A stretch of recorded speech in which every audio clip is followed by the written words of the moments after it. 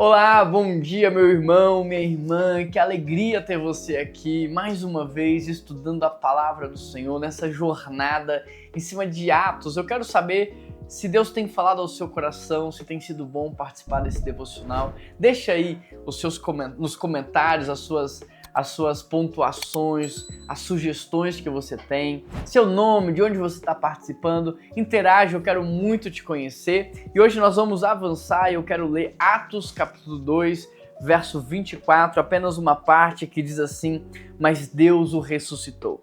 Nós estamos no meio da pregação de Pedro a uma multidão. 3.000 pessoas vão se converter, sem contar mulheres e crianças, então você consegue imaginar o tamanho dessa multidão. E Pedro está no meio dessa pregação e ele vai falar da morte e da ressurreição de Jesus Cristo. E quando eu olho para esse texto de maneira completa, para a pregação do apóstolo Pedro aqui de maneira completa, eu percebo que há alguns pontos que nós precisamos destacar. Quando você lê a história de Jesus, você não pode parar na sexta-feira. Quando você olha para a vida de Jesus, você não pode parar na morte dele, porque há toda uma história que Deus escreve depois. Aquela morte não é o ponto final, é apenas uma vírgula na história tão linda e maravilhosa que Deus escreveu, sabe? E quando eu olho para isso, eu trago para a minha vida.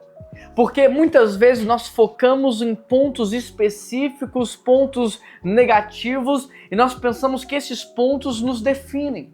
Quando eu olho para a vida de Davi, por exemplo, os seus amigos diziam que ele era um grande rei, os inimigos diziam que Davi é um grande adúltero, mas o que ficou marcado na vida de Davi não foi nem o que os amigos disseram e nem o que os inimigos disseram, mas aquilo que Deus disse. E o que Deus disse não foi pautado em um momento específico da vida de Davi, mas ao longo de toda a sua vida. E sabe o que Deus disse? Esse homem é segundo o meu coração.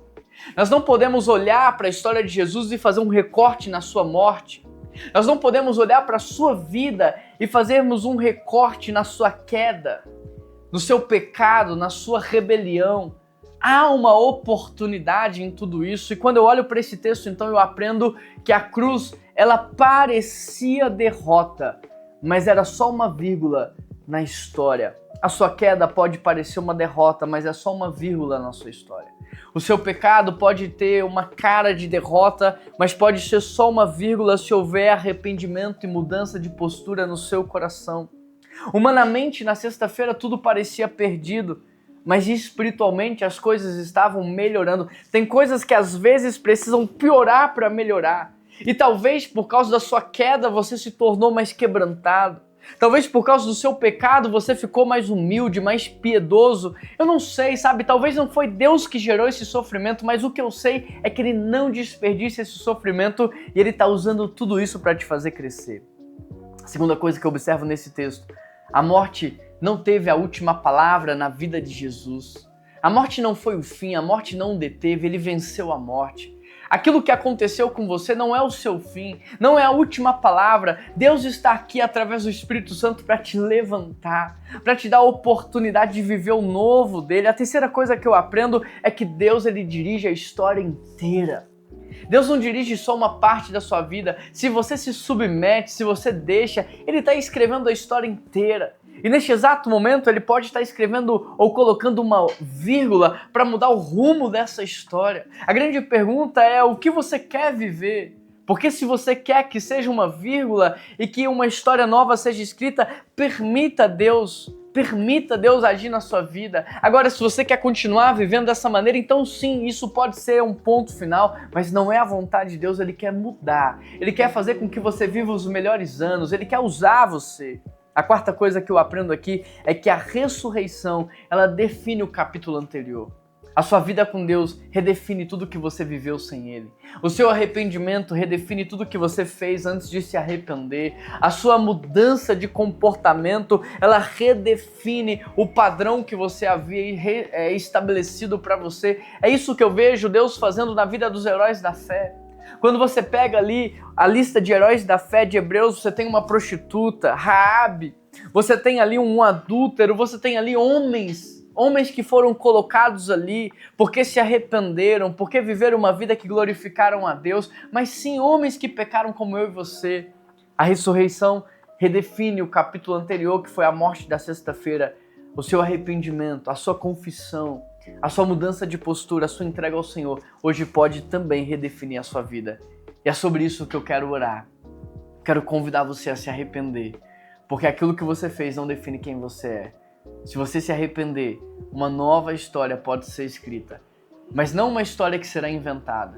A história que Deus sonhou para você viver, que o pecado atrapalhou, mas que já estava no coração de Deus antes de você nascer. Pai, eu quero pedir por essa vida, por essa pessoa, pelo meu irmão, pela minha irmã que participa desse devocional. Eu quero pedir ao Senhor que possa, através do Teu Espírito Santo, gerar arrependimento ao coração dela e ajudá-la a confessar os seus pecados, para que ainda hoje, ela experimente o verdadeiro perdão. Tua palavra diz que o Senhor é fiel e justo para perdoar todo aquele que se arrepende.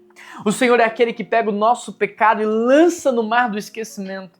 O Senhor decide esquecer, o Senhor deseja esquecer. Então, Pai, se o Senhor decidiu esquecer, que o Senhor também faça com que essa pessoa não viva debaixo da culpa, mas que o Senhor tire todo o peso de culpa, todo esse fardo pesado que há sobre ela, e que o Senhor possa enxugar as lágrimas nos seus olhos, colocar um sorriso no seu rosto, levantar a sua cabeça e ajudá-la a viver dias extraordinários, dias melhores na Tua presença, a ajudá-la a ser usada pelo Senhor com autoridade, poder e unção.